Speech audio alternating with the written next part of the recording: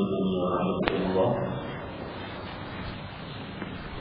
Sebagaimana pada kesempatan yang lalu kita telah membahas di antara kesalahan yang dilakukan oleh sebagian istri adalah di mana seorang istri berbuat nusus, durhaka atau membangkang kepada suaminya.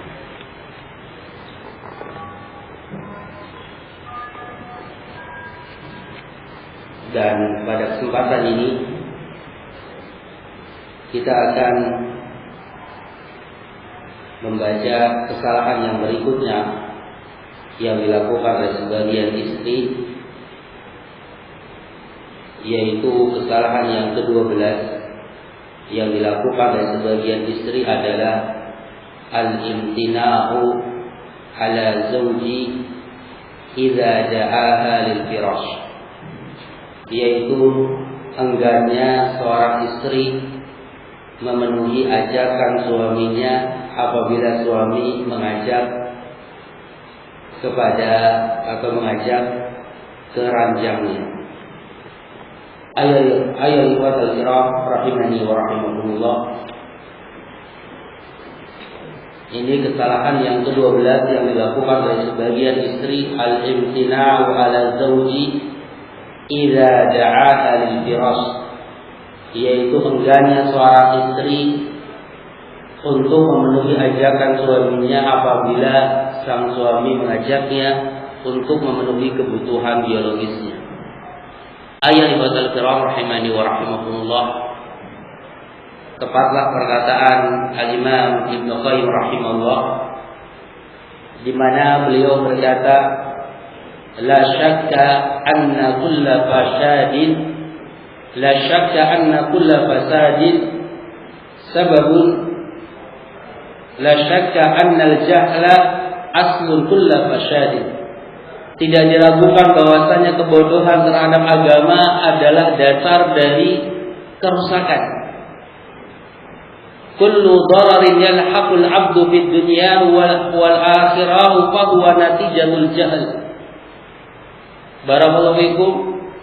Segala sesuatu kemudaratan, kejelekan, keburukan yang didapatkan oleh seorang hamba di dunia dan di akhirat sebabnya adalah kebodohan seseorang terhadap agama. Barakallahu fikum. Terkait dengan permasalahan rumah tangga, maka kebodohan seseorang terkait dengan masalah rumah tangga atau masalah hak-hak masing-masing pasangannya menjadi sebab dirinya tertimpa kejelekan, keburukan yang terkait dengan masalah rumah tangga. Berapa banyak kebodohan seorang suami menjadi sebab kejelekan buat dirinya dan istrinya. Dan berapa banyak kejelekan atau kebodohan seorang istri terhadap agama Allah menjadi sebab dia mendapatkan keburukan bagi dirinya atau mengenai dirinya dan mengenai suaminya. Di antara dampak kejelekan seseorang atau di antara dampak kebodohan seseorang, yaitu seorang istri tidak mengetahui betapa besar hak suaminya, betapa agung hak suaminya dan kedudukan suaminya di sisinya. Di antara bentuknya adalah sang istri tidak mau memenuhi ketika sang suami mengajak untuk memenuhi kebutuhan biologisnya. Ayyuhal kiram rahimani wa rahimakumullah. Jangan tanya dampak jelek atau dampak buruk seperti apa yang dirasakan atau yang didapatkan atau yang dialami oleh orang-orang awam terkait dari berapa banyak dari istri-istri kaum muslimin melakukan kesalahan yang sangat fatal ini, yaitu menolak ajakan suaminya ketika diajak untuk berhubungan suami istri. Jangan tanya. Ada yang suami-suami mereka terjatuh kepada perbuatan zina tidak sedikit. Ada di antara mereka yang terjatuh kepada perbuatan selingkuh, bahkan sampai menggauli yang termasuk dari mahramnya, baik anak tirinya atau yang semisal. Ayyuhal kiram rahimani wa rahimakumullah, tak luput.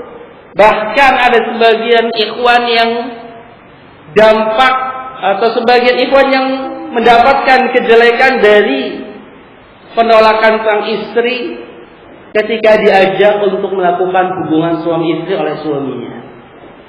Suatu ketika ada seorang ikhwan datang mengeluhkan apa yang terjadi dalam rumah tangganya. Alfansat, anak, seingat anak sudah menjatuhkan talak untuk yang ketiga kalinya, sudah mengatakan cerai untuk yang ketiga kalinya. Disebutkan yang pertama, begini kejadiannya. Disebutkan yang kedua, begini kejadiannya. Disebutkan yang ketiga, begini kejadiannya. Artinya memang ada kalimat talak di situ. Namun tentang hukum jatuh dan tidaknya masih ditinjau ulang, apakah jatuh atau tidaknya talak yang pertama dan yang ketiga. Namun di sela-sela atau di salah satu antara kalimat talak atau kalimat cerai yang dijatuhkan oleh sang suami, yang ana yakini dan beberapa ustaz yakini bahwasanya itu jatuh ketika sang istri diajak oleh sang suami untuk melakukan hubungan suami istri, istrinya menolak mentah-mentah. Akhirnya sang suami naik emosinya dan terpaksa setelah berantem sebelumnya menjatuhkan talak kepada istri. Kamu saya cerai. Jatuhlah. Lihat bagaimana kebodohan sang istri terkait dengan hak suaminya, yaitu memenuhi kebutuhan biologi suaminya, bahkan hak yang terbesar akhirnya menjadi sebab dia tertalak atau sang suami menjatuhkan talak kepada istrinya.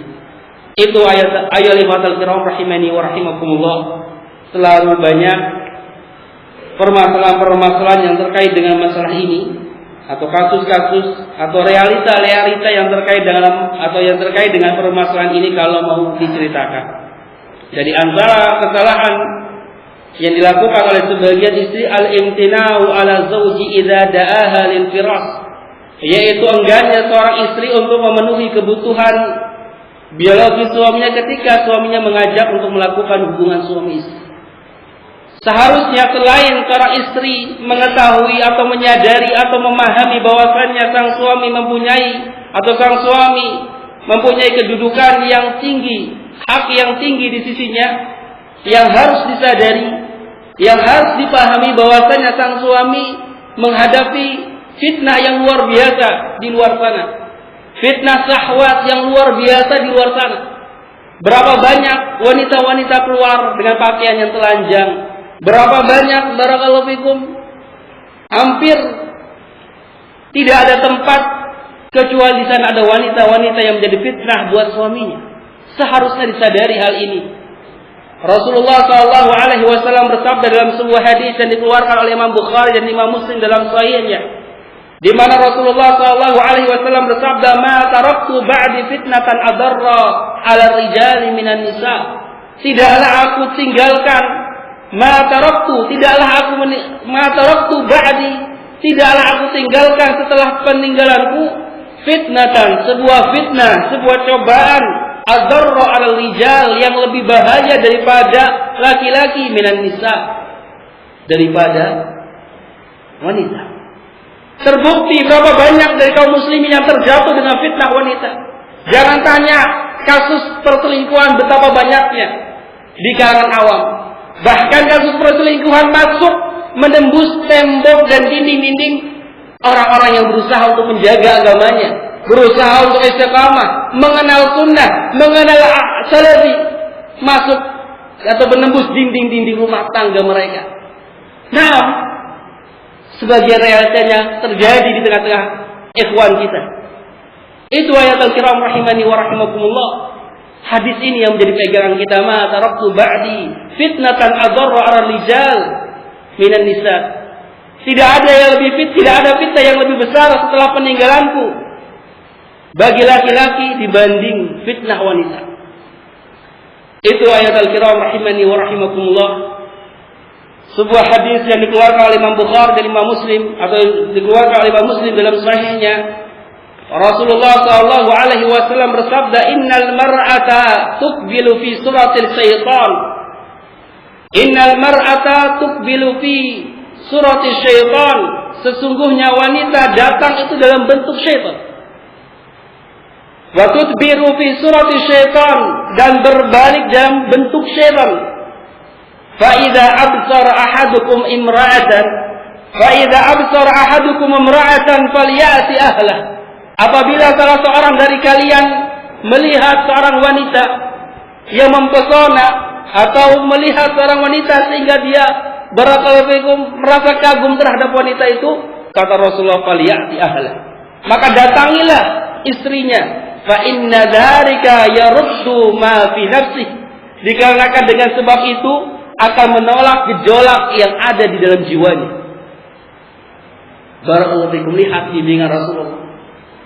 Ketika ada seseorang di antara kita atau ada seseorang yang melihat seorang wanita yang mempesona dirinya, takjub atas kecantikannya, maka kata Rasulullah, datangilah ke istrimu. Karena dengan yang demikian itu akan menolak gejolak syahwat yang timbul diakibatkan melihat wanita tersebut. Ini kata Rasulullah SAW. Lalu bagaimana dengan keadaan di negeri kita, di zaman kita yang luar biasa? Melihat ke depan ada wanita, melihat ke belakang ada wanita, melihat ke samping ada wanita, melihat ke kanan, samping kanan ada wanita, melihat ke atas saja ternyata lagi lewat penyeberangan jalan ada wanita. Dipaling ke kanan, dipaling ke kiri, wanita bertebaran di mana-mana, fitnah. Itu ayat Al-Qur'an rahimani wa rahimakumullah. Antum kalau melihat bagaimana kekhawatiran para salaf terhadap fitnah wanita luar biasa. Sampai ada di antara mereka, aku tidak merasa aman jalan di belakang budak seorang wanita, tetapi aku lebih merasa aman jalan di belakang seekor singa. Kira-kira kita merasa aman di ekor singa belakang. Saya bayangkan antum seekor singa. Ini barakallahu fil salaf itu. Aku tidak merasa aman kalau aku berada di belakang seorang wanita, jalan di belakang seorang wanita. Wanitanya pakai hijab. Lalu bagaimana kalau wanita sekarang ini? Hampir semuanya dilihatkan, tidak ada yang tidak dilihatkan. Tetapi aku merasa aman kalau aku berada di belakang seekor singa. Atau perkataan yang lain dari salaf, barakallahu fikum, aku merasa bisa amanah jika aku diserahkan amanah berupa uang di Baitul Mal, sekian juta, sekian miliar, tetapi aku tidak merasa bisa amanah kalau aku diamanahkan seorang budak perempuan hitam, merasa tidak bisa amanah. Itu barakallahu fikum, fitnah wanita. Dan di antara kesalahan yang sangat fatal yang dilakukan oleh sebagian istri-istri kaum muslimin, yaitu mereka enggan, tidak mau memenuhi ketika sang suami mengajak untuk melakukan hubungan suami istri. Ini kesalahan yang sangat fatal. Sang suami membutuhkan untuk menyalurkan biologisnya, di samping itu untuk membutuhkan menutup pintu fitnah bagi dirinya. Apalagi ketika sang suami melihat wanita di luar sana menafsukan, yang satu putih, yang satu seperti ini. Dia sudah berusaha untuk menjaga fitnah. Di antaranya ada dengan menyalurkan kebutuhan biologisnya. Ketika sang suami membutuhkan untuk menyalurkannya, tiba-tiba sang istri menolaknya. Lalu kemana menyalurkannya? Barakallah. Ada yang pulang jam 2 malam habis keluar di kos. Ada yang menyalurkannya barakallahu fikum selingkuh dengan teman sekantornya. Ini sebabnya. Itu ayat Al-Kiram rahimani wa rahimakumullah yang perlu disadari. Apalagi kalau seorang istri mengetahui betapa besarnya ancaman dosa ketika seorang istri menolak ajakan suami untuk memenuhi kebutuhan biologis. Dan hal ini termasuk di antara bentuk nusus, pembangkangan dan kedurhakaan yang dilakukan oleh seorang istri kepada suaminya. Dalam sebuah hadis Rasulullah SAW bersabda, "Idza da'a ar-rajulu imra'atahu ila firashih." Apabila seseorang laki-laki mengajak istrinya kepada ranjangnya, fa'abat an taji'a, lalu seorang istri enggan untuk mendatanginya, la'anathal malaikatu hatta tusbiha, maka malaikat akan melaknatnya sampai waktu pagi hari tiba. Barakallahu fikum, akan didoakan untuk dijauhkan rahmat. Malaikat yang doakan ini akan didoakan untuk dijauhkan rahmat Allah Subhanahu wa taala. ketika seorang istri enggan untuk memenuhi ajakan suaminya untuk memenuhi kebutuhan biologis. Al-Imam Syaukani rahimahullah berkata, kata beliau, hadis ini secara zahir mengkhususkan laknat ketika seorang istri tidak mau memenuhi kebutuhan suaminya untuk memenuhi kebutuhan biologis, untuk memenuhi kebutuhan atau memenuhi ajakan untuk berhubungan suami istri pada malam hari.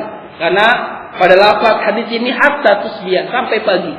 Artinya pada hadis ini yang nampak bahwasanya laknat, seorang wanita dilaknat ketika menolak ajakan untuk melakukan hubungan suami istri pada malam hari. Karena pada lafaz hadisnya hatta tusbiha.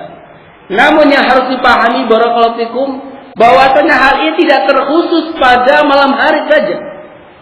Kenapa dikhususkan pada malam hari? Karena kebiasaan seseorang melakukan hubungan suami istri pada malam hari. Maka ketika sang istri menolak ajakan suaminya untuk melakukan hubungan suami istri di siang hari pun terkena ancaman hadis yang mulia ini. Ayyuhal kiram rahimani wa rahimakumullah, dalam sebuah hadis yang lain Rasulullah sallallahu alaihi wasallam bersabda, kata Rasulullah, "Idza da'a ar-rajulu imra'atah ila firashihi faltujib wa in kanat ala dhahri fatabin." Apabila seorang laki-laki mengajak istrinya ila firashihi, ke ranjangnya untuk melakukan atau untuk berhubungan suami istri, faltujib, maka penuhilah. Wa in kanat ala dhahri fatabin, walaupun dia berada di atas punggung unta. Sebuah hadis yang diriwayatkan oleh Al-Imam Bazar dari Sahih oleh Al-Albani rahimahullah. Ataupun hadis yang lain Rasulullah sallallahu alaihi wasallam bersabda, sebuah hadis yang dikeluarkan oleh Ibnu Abi Syaibah, begitu juga Al-Imam Tirmizi rahimahullah, dan dihasankan oleh Al-Imam Tirmizi, dan begitu juga dihasankan atau disahihkan oleh Ibnu Hibban rahimahullah, di mana Rasulullah sallallahu alaihi wasallam bersabda, kata Rasulullah, "Idza da'a ar-rajulu zawjatah." Apabila seorang suami mengajak istrinya lihajatihi, untuk memenuhi kebutuhan dirinya, untuk melakukan hubungan suami istri, faltujibhu, maka penuhilah dia. Penuhilah panggilannya, penuhilah ajakannya, wahai para istri. Wa in kanat ala tanur, walaupun dia sedang berada di tungku perapian. Kata Al-Imam Syaukani rahimahullah terkait dengan hadis ini, di mana Rasulullah sallallahu alaihi wasallam bersabda, "Idza da'a ar-rajulu zawjatahu li hajatihi." Apabila seorang suami mengajak istrinya untuk memenuhi kebutuhan biologisnya, faltujibhu, maka penuhilah. Wa in kanat ala tanur, walaupun dia sedang berada di tungku perapian. Kata Al-Imam Syaukani rahimahullah, fa idza kana la yas'aha mukhalifatu zawjiha wal imtina'u anhu wa hiya ala hadhihi al-hal. Kata beliau, kalau dalam keadaan seperti ini kondisinya, tidak boleh seorang istri menyelisih suaminya, tidak boleh seorang istri menolak untuk memenuhi kebutuhan suaminya untuk melakukan hubungan suami istri, padahal kondisinya seperti ini, lagi sibuk dalam tuku atau dalam berada atau dalam kegiatan atau dalam memasak atau dalam barakallahu fikum kesibukan di dalam kesibukan di tungku perapian. Kalau kondisinya seperti ini saja, tidak boleh seorang istri menyelisihinya, tidak boleh seorang istri merasa enggan atau menolak untuk diajak melakukan hubungan suami istri. Fa kaifa yas'aha mukhalifatuhu fi ma siwa dzalika minal ahwal. Lalu bagaimana keadaan dari keadaan yang lain? Apakah boleh seorang istri untuk menolak ajakan suaminya? Itu barakallahu fikum. Hadis ini menunjukkan betapa besarnya permasalahan yang harus disadari, yang harus dipahami oleh setiap istri-istri kaum muslimin, bahwasanya hak suaminya Kedudukan suaminya di sisinya adalah atau mempunyai kedudukan dan hak yang tinggi. Di antaranya sang istri harus memenuhi kebutuhan biologis suaminya ketika sang suami mengajak, walaupun dalam keadaan apapun dia, sedang sibukkah, apalagi hanya barakallahu fikum atau dalam keadaan santai, dalam keadaan tidak memberatkan dan yang semisal. Itu ayyuhal kiram rahimani wa rahimakumullah. Di antara kesalahan yang dilakukan oleh sebagian istri, kesalahan yang ke-12, dan tak sedikit sebagian istri dari istri kaum muslimin melakukan kesalahan ini yang berakibat fatal, berdampak jelek, berdampak buruk buat kehidupan rumah tangganya. Wallahu musta'an.